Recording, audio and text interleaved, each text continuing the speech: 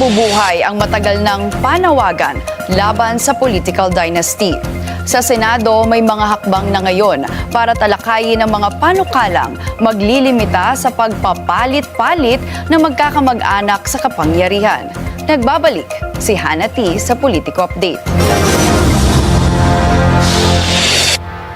Naghahanda na raw ang Senado na upuan ng panukala para sa anti-political dynasty. Ayon kay Senator J.V. Ejercito, maraming mga senador ang gustong dumalo sakaling magkaroon na ng pagdinig para rito. Senator Lacson said that he is already scheduling the hearing, no? Kasi marami mga bills on anti-political dynasty. Kung di ka kakamali, 4 yata o 5 yan.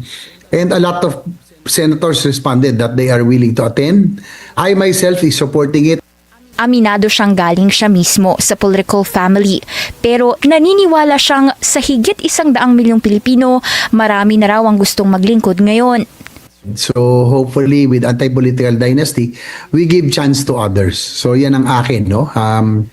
No one has the right to monopolize power, be it economic or even power, no? No one has the right to monopolize both power and economy. So yun ang akin. So we have to give chance to others as well. Nasa 70 to 80% daw sa House of Representatives ay miyembro ng political dynasties. Malaking hamon kung sakaling mabibigyan nga ng pagkakataong maipasa ito, pero game changer din kung maituturing sakaling aprubahan ang anti-political dynasty bill. 6 na Senate bills ngayon ang nakabinbin pa kaugnay ng pagbabawal sa political dynasty, pero iba-iba ito ng scope o levels of ban.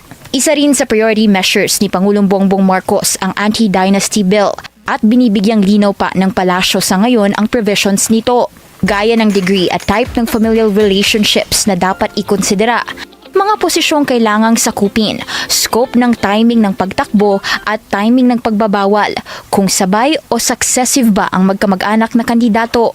Nakasaad sa 1987 Constitution ang pagbabawal sa political dynasties as may be defined by law. Pero hanggang ngayon, nasa 4 na dekada na ang nakakaraan, wala pang naipapasang batas tungkol dito. Para sa Politico Nightly, Hannah T., Billionario News Channel.